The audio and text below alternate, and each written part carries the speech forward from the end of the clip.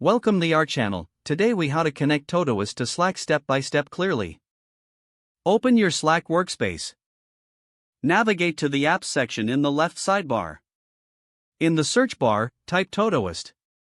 Click on the Todoist app from the search results. Press the Install or Add to Slack button. You will be redirected to the Todoist authorization page. Log in to your Todoist account if prompted. Grant the necessary permissions to allow Slack to access your Todoist. Once authorized, return to your Slack workspace. Choose a channel or direct message where you want to integrate Todoist.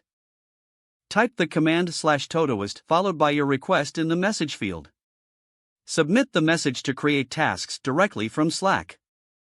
To customize notifications, visit your Todoist account settings. In Settings, navigate to the Integrations tab. Find the Slack integration options available. Adjust the notification preferences according to your needs. From now on, you can manage your tasks from Slack seamlessly. Remember to test the integration by creating a task and checking for updates in Slack. Enjoy the improved productivity with Todoist and Slack combined. If the page does not load, refresh the browser or try again in a private or incognito window. Make sure you are using the correct email address, then retype it carefully to avoid small typos. If your password is not accepted, use the reset option and create a new strong password you can remember. Check your spam folder for verification or security emails, then complete any requested confirmation steps. Enable two-factor authentication if available to improve account security and reduce unauthorized access risk.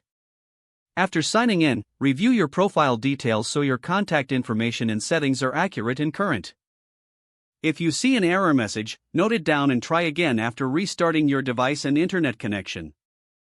Log out when you finish, especially on shared devices, to keep your account and payment information secure. If the page does not load, refresh the browser or try again in a private or incognito window. Make sure you are using the correct email address, then retype it carefully to avoid small typos.